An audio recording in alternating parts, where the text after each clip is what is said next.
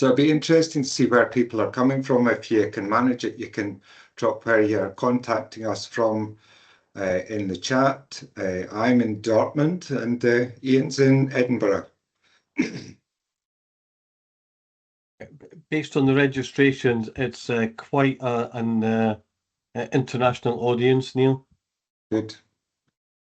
Okay, that is 11:30. Out of respect to the hi Hilda. Hilda's from Munich.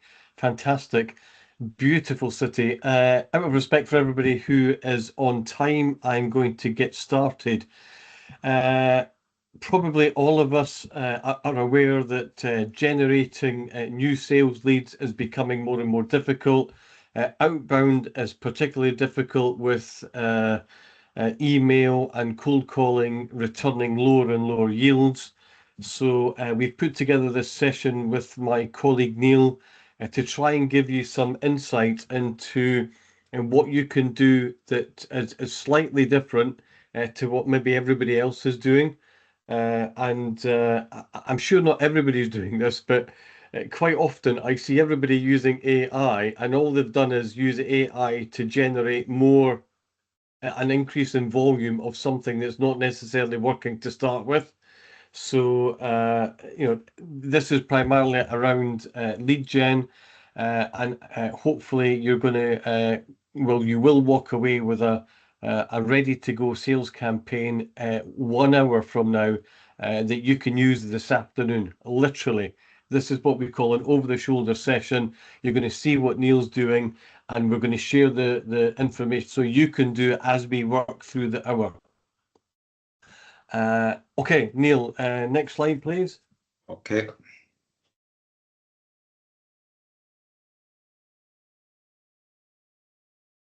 So, as I mentioned, we've got my colleague Neil here, who's based in Dortmund. Neil has got a huge amount of experience in enterprise sales, and I'm going to hand over to Neil now, and I'll be on the chat answering any questions. Okay, so thanks very much, Ian. We're getting quite a few more people on board now, but we're going to carry on because it's worth being timely, seeing as we're in Germany as well. They like to be on time here. And we're going to walk you through a step-by-step account-based marketing workshop. And at the end of the day, you're going to walk away with a persona and the different types of personas that you should be targeting. You're going to have a campaign over 90 days, and you're going to have a playbook that you can then share with your internal teams as well, or your marketing teams if they're not with you today. And what I'm going to do, first of all, just so we can get a bit of a feel for it, is I'm going to put a poll up, what that'll do is, if you just want to tick who you think the most important persona is in your growth right now, and then we'll have a look at the results.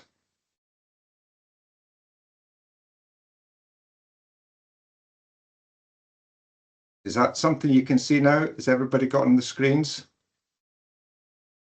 I can see it, Neil, so I'm hoping everybody else can. Thank you. Okay, so if everybody just drops something in.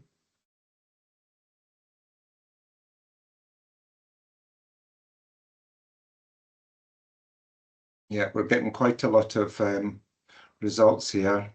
It's all changing.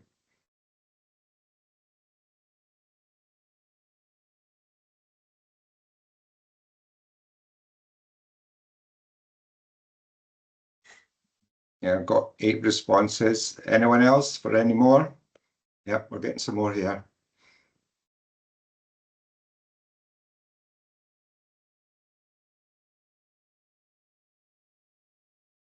Okay, that's plenty for the moment.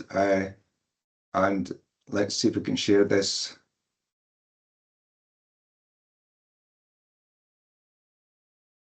So there you go. You can see we've got CEOs, CIOs, sales directors, and others.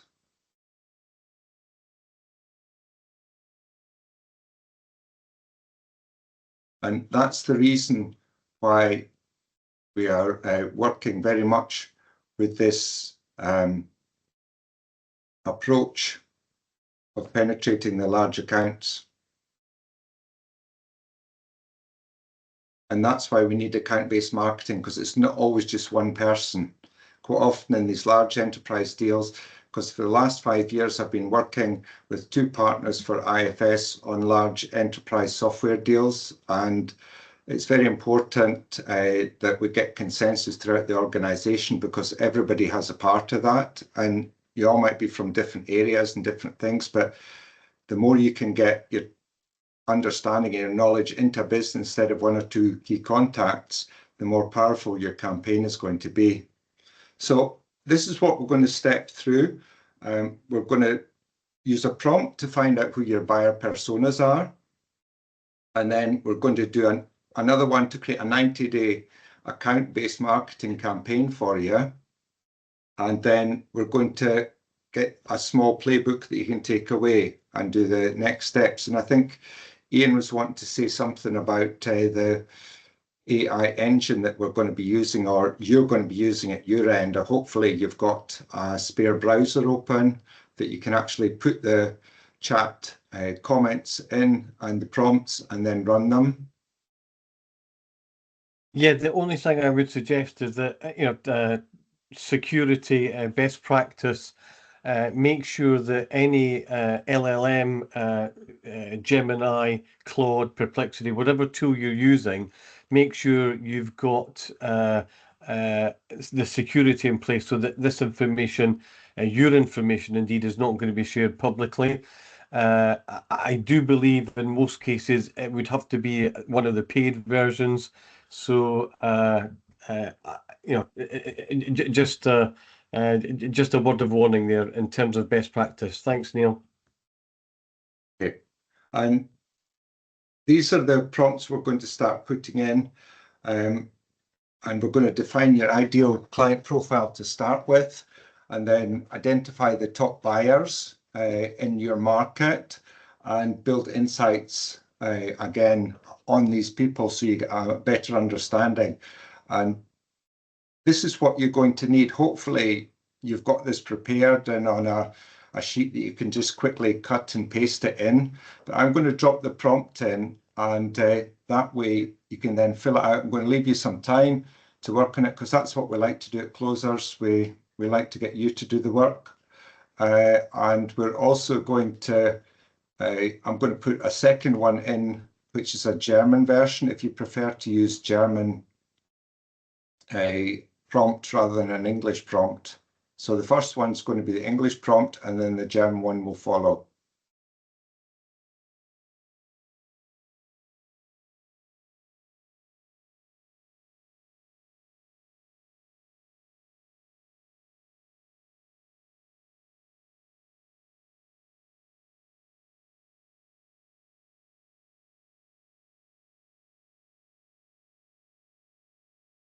Okay, so we'll probably give you about 5 or 6 minutes just to allow you to type that in, run the prompt and have a look at it, and then we'll see how it's turned out and if there are any surprises.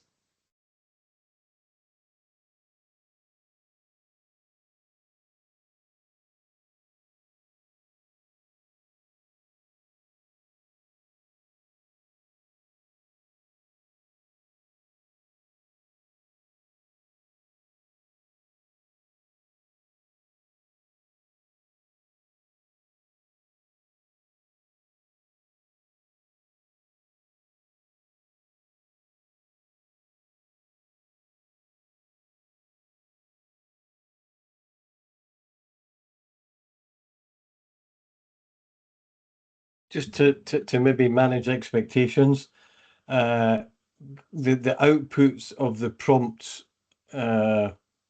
we would suggest that anything that we're working on today has to be verified and sense checked by a human.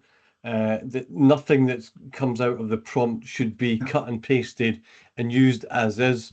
You should be spending a little bit of time, not a lot of time, but a little bit of time, just giving it a sense check and making sure that it fits with what you want. And my guess is that when you see the output, it's probably going to be around 90% there, and it's going to need maybe 10% of what I would describe as polishing off. And the other thing I find useful about the output of the prompt is it starts to trigger you perhaps to think in different ways about your market or about a particular person, or maybe you've never thought about that person as being an influencer in the sales process, and do a bit more research on it. So that can be always a very useful part about this process.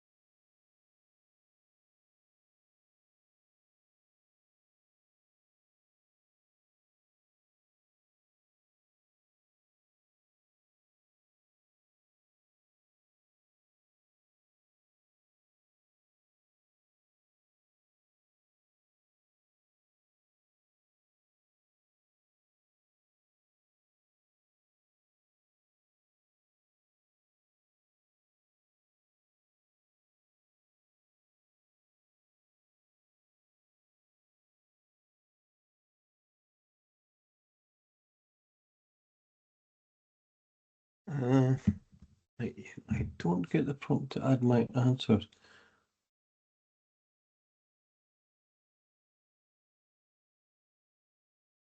Now you need to cut the prompt and then paste it into another browser window with an AI engine, as Ian mentioned, preferably a paid for one, which keeps it private. It's not going to actually work in Teams itself. You need to have a second browser window open.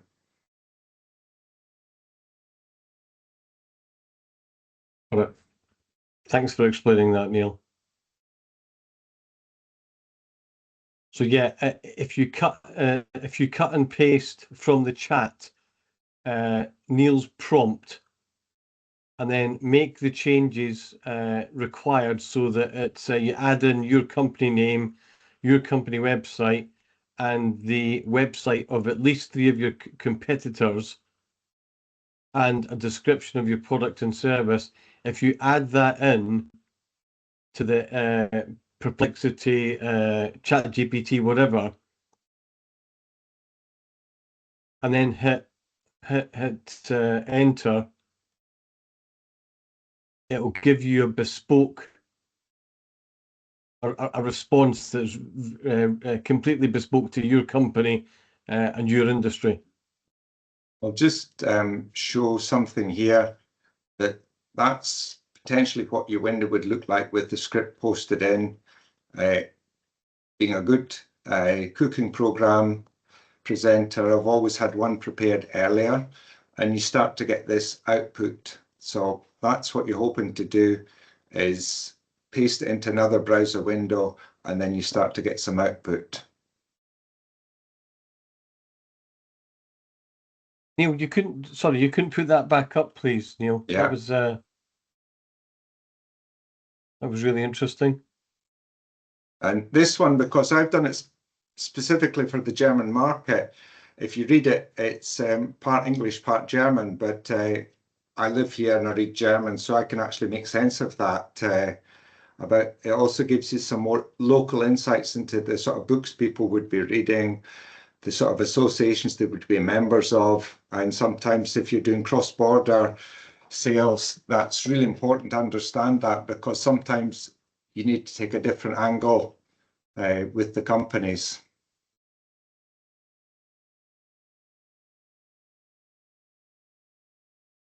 I have some more. That's obviously the first one. If you want to see a second one in, I can scroll down.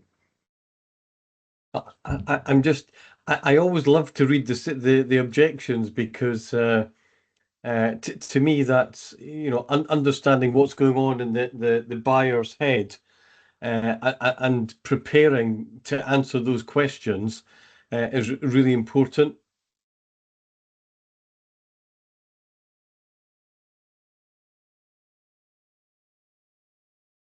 So if people are finished, if they want to drop a 1 in the chat, it'll give us an idea, and then we can sort of step on to the next part because Ian and I can't follow on exactly what you're doing locally.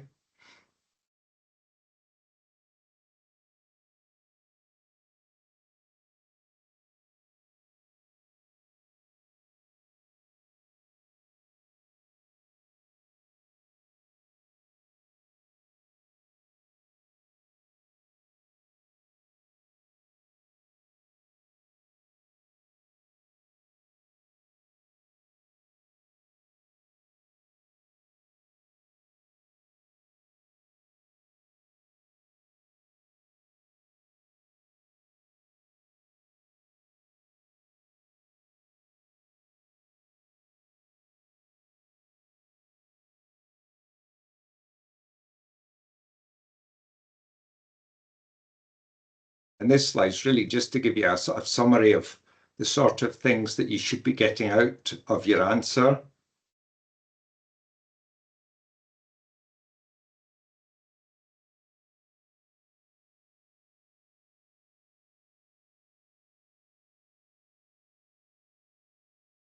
Neil, would it be okay just to spend a couple of minutes to just talk through that in terms of, from a practical perspective, how, when, and how would you use this information if you're a salesperson?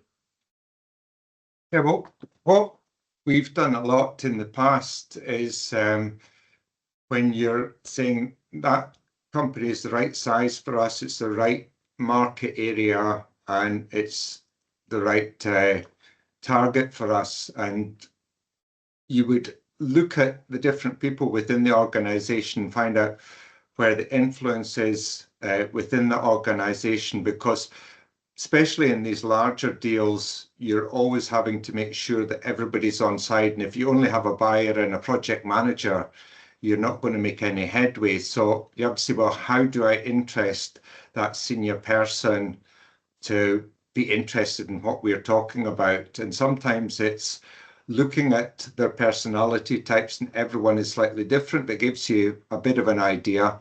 It means you can then start to craft information or emails or connect with them on LinkedIn. And sometimes I always joke that sales is a bit like spying. You have to sort of look around and find information and then use that information. And sometimes you'll find that a CEO is very active on LinkedIn and they're telling you about new successes they've had, about wins they've had, and various things like that. And you can start to interact with them at that level, as well as creating potentially an email campaign that is very targeted on potentially what they've been talking about. So that's the reason. It's to give you more insight before you, pardon, start sending out just straight emails. And it means that it's more around, I always think is less is more if you can get the right sort of message, because if they just ignore it, you're not going anywhere. Whereas if you have something in either the subject line or an email or a LinkedIn comment that piques their interest, you might actually start to engage a bit better with them. So it's just getting more background information, because you always have to think, well, how would I feel? Would I open that? Would I click that? You know, does that strike an interest to me? What would you think, Ian? Yeah, I agree. I guess I'm slightly more, whilst I agree completely around the email, I'm thinking about the actual conversation. You know, when I'm making outbound calls, when I'm taking an inbound call, the more I know about the individual and what it is that's important to them in terms of their goals, but also their fears, it helps me have a more productive conversation with them. Yeah.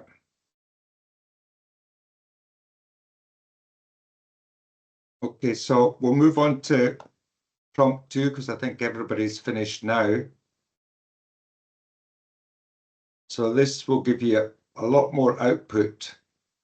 Does anyone want to share, just before we do it, any personalities, personas that actually surprised them, or they got some interesting information from it?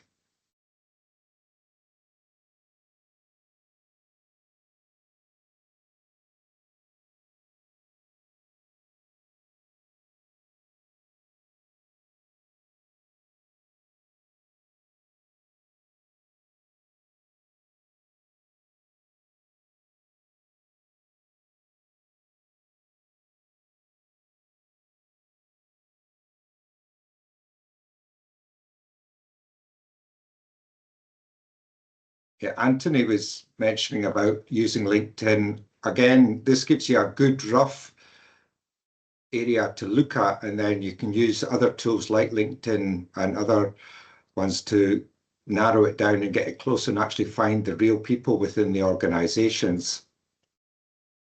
So I'm going to put the second one in and also in German as well.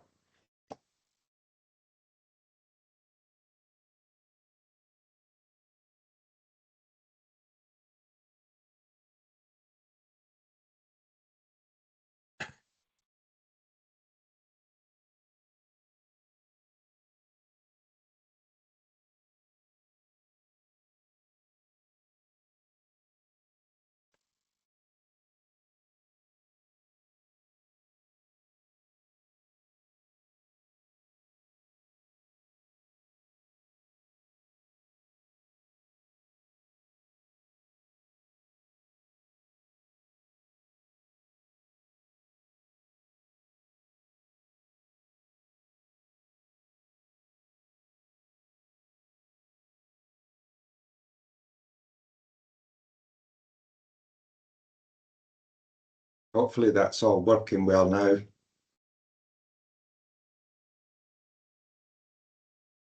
And again, once people are finished and have got the output, if they just drop a 1 in the chat, it'll give us a little bit of an idea.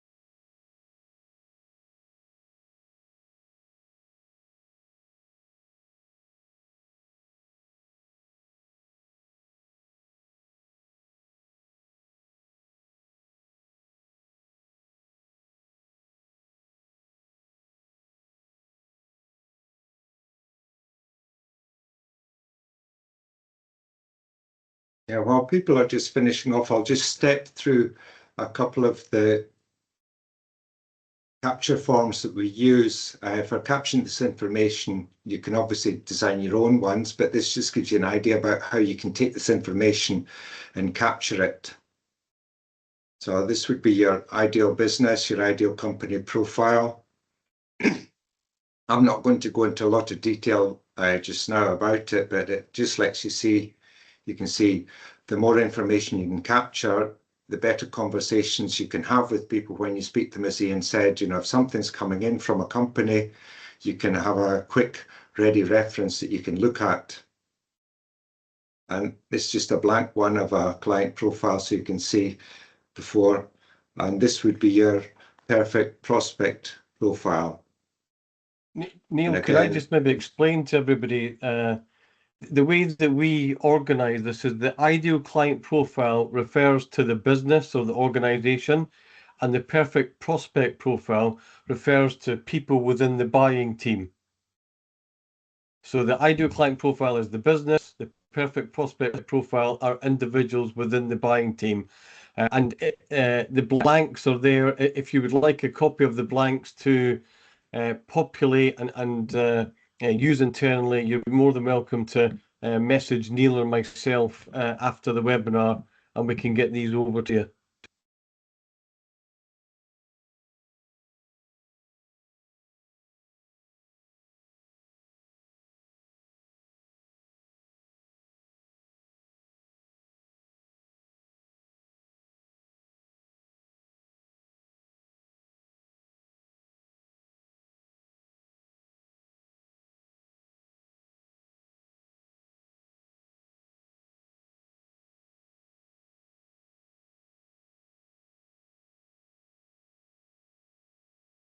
this just really gives you a summary of what's happening just now and a summary of the potential output you're going to get. If you want, Ian, I could share the Yeah, second part, and then you can have a please look at do. that.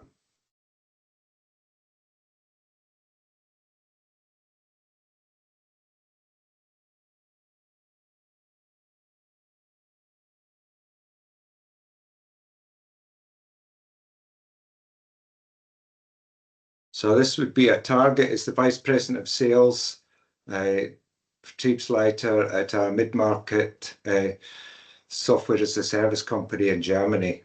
And that would be the ideas underpinning the campaign. And you can see in the second part, you're starting to look at different outreach sequences, how you can engage, some of the messages, suggestions, and then different types of emails that you might be considering targeting that person specifically around. And also, when you know people are active LinkedIn users, sometimes placing content on LinkedIn, which is suitable for your campaign. People are seeing that, they're seeing your messages, they're seeing your emails, so there are more touch points that people are likely to get.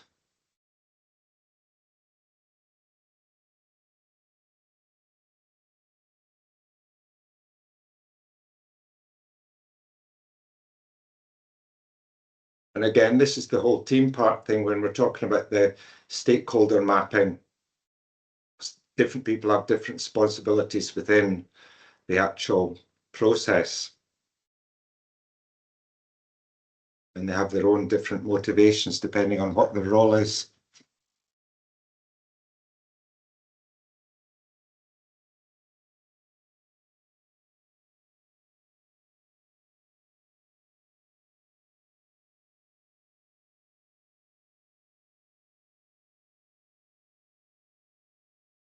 Do you have any sort of comments on your experience of using this, Ian, this output? Yeah, I think the biggest challenge for all of us is looking at a blank page when we start to do any of this type of work. And if you the ideal client profiles and the perfect prospect profiles that you shared earlier, originally I actually done that all manually, before AI was even a thing, and it was very, very labor intensive. And I've often shared that with clients, and they've said, "Oh yeah, that would be great. We need to do that," but they never actually got round to doing it because it was so labor intensive. So the fact that you can populate those templates literally in minutes using AI and get it maybe 90% accurate is, to me, it's just absolutely amazing. And I'm not sure why you wouldn't do that. The the number one reason that we see deals falling through is actually because the companies are trying to sell to a prospect that is just not a good fit in terms of their ideal client profile. But because people are struggling for sales leads, they try and sell to everybody. And when you try and sell to everybody, you end up selling to nobody. So focusing on those ICPs that are a good fit for you is so important. And then executing that ABM campaign. Most, some people, if you're familiar with ABM, great. There's many other things that you could add to this. But if you're not, if you're new to ABM, this is a really good starting point for you, where you can maybe get, I would suggest, a short list of target accounts and just start working through that short list. Forget trying to sell to 100 companies. I'm talking about a short list of maybe 20 to 30 companies and just gradually work your way through them. That makes sense. So again, this is your output, again, summarized. And this gives you, again, an example for this Vice President of Sales that we mentioned earlier. Looking about how you'd approach it through LinkedIn, getting your email campaign in place, and the different points along the way. If it's a pain email, then a case study, something of interest, then perhaps a return on investment, because they're always getting chased by their financial directors or CFOs to make sure that it's right, and then a call to action and some content that you might want to be producing, on the marketing department producing, that can help support you in these campaigns. And if you find it's working, as Ian said, with say a short list, it's almost like rinse and repeat after that, but it's almost testing and testing to find what's getting in, what's biting, what's getting us some traction. And then once you get that, you say, well, let's do more of that because this is really starting to work. And you can also do it within LinkedIn. You can create personas within at least the Sales Navigator part of LinkedIn, depending if you have access to it or not. And you can find these profiles and then fine tune them to find almost the right person within the right target accounts, so that it makes it easier for you to do the LinkedIn outreach. So we're getting close to the back end of this now, and we're going to condense all we've got into a one-page playbook.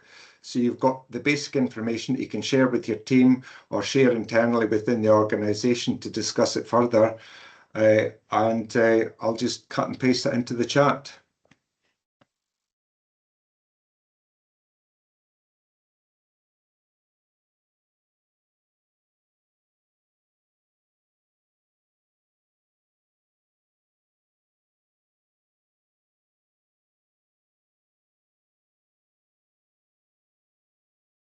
That's the English one.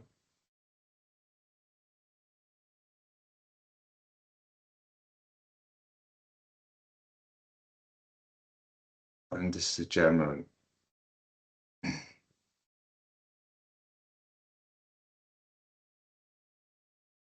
So again, we'll just give you a few more minutes to work through that, and then we can talk about action steps for you.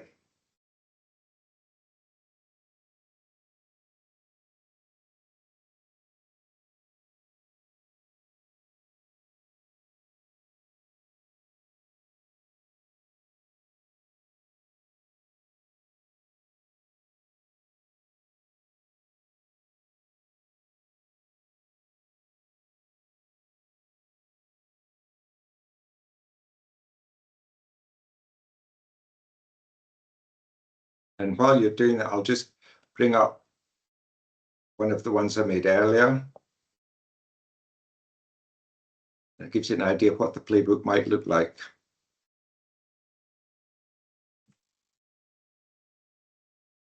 Again, looking at the campaign, the messaging pillars, and then giving you a timeline as well, and also the value proposition that you might be putting forward as part of your campaign.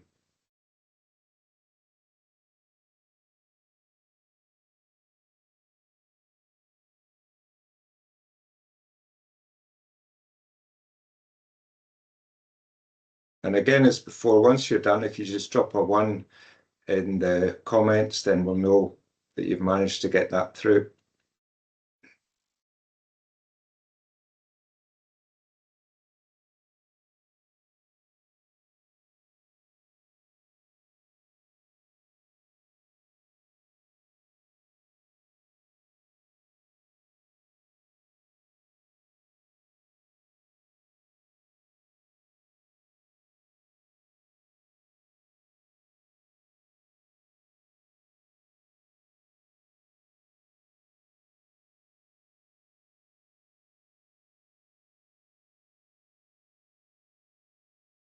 Any comments, Ian?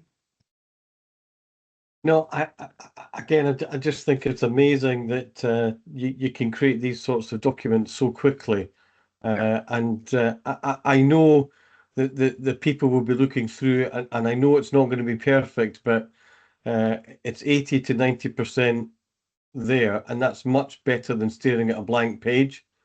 Yeah. So for me, I just think it's great. And again, I'm a great fan of sales playbooks.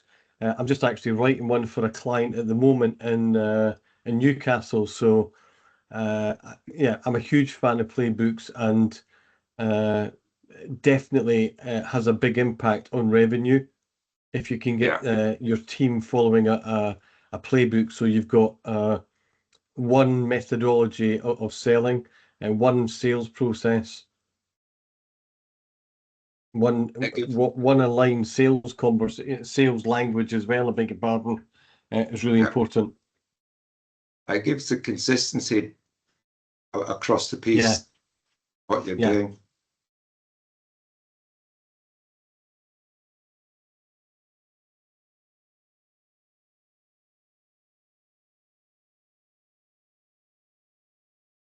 And the good thing about it is you now have these prompts.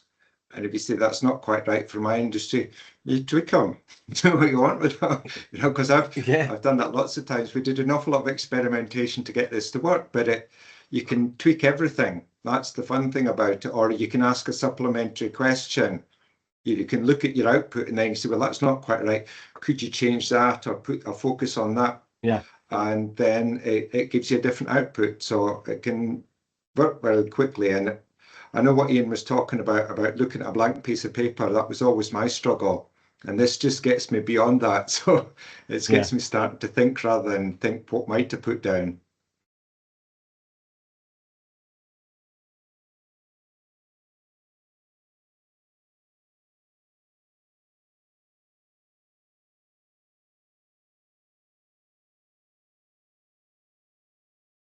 Okay, so we'll look at the next slide.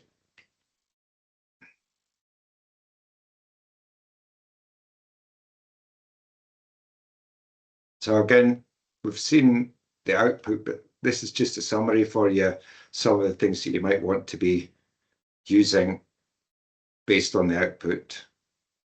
And again, that's taken from what you found out.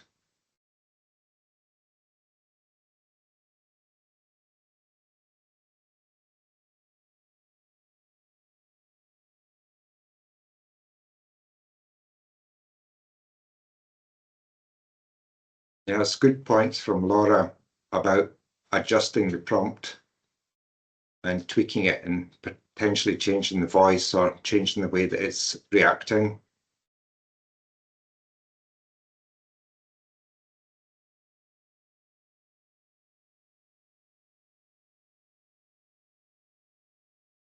So, message from our sponsors, as they always do in these things. The next webinar we're going to be doing is about why traditional sales fails for technical buyers. And that was something I come up very hard against in selling enterprise software, because a lot of people that we were talking to were very analytical and very fact focused.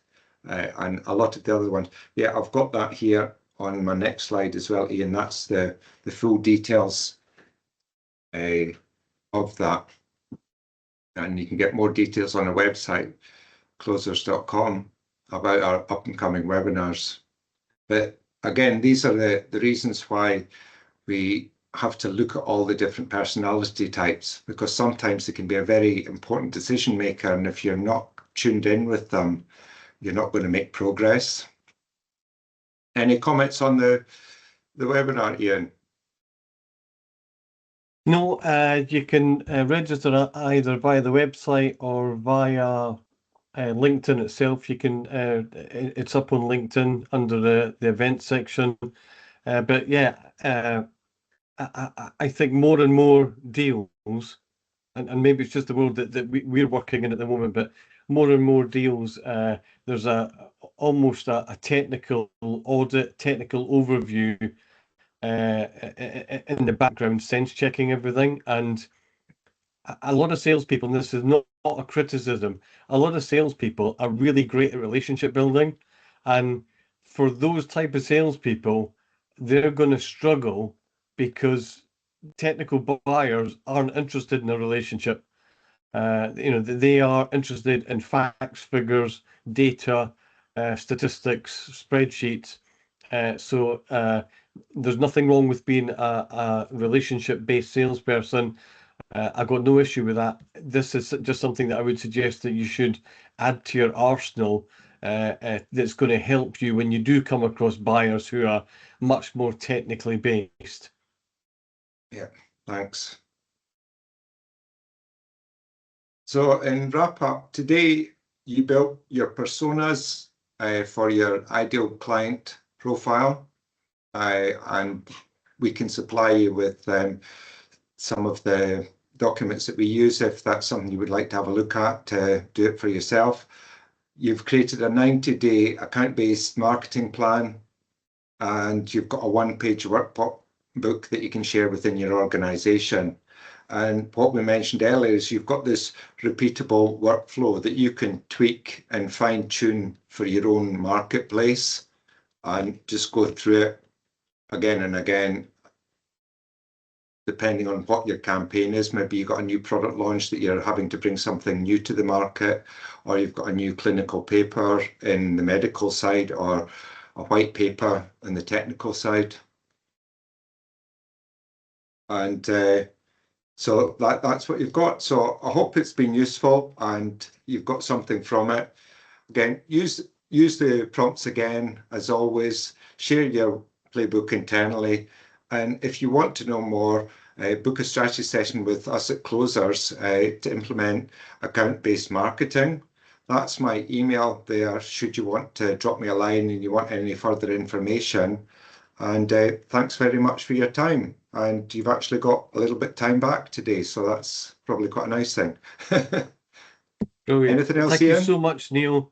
Thank you to everybody for joining us from far and wide, and hopefully we will catch up on the next webinar. Thank you, Neil. Thank you, everybody. Thank you. All the best.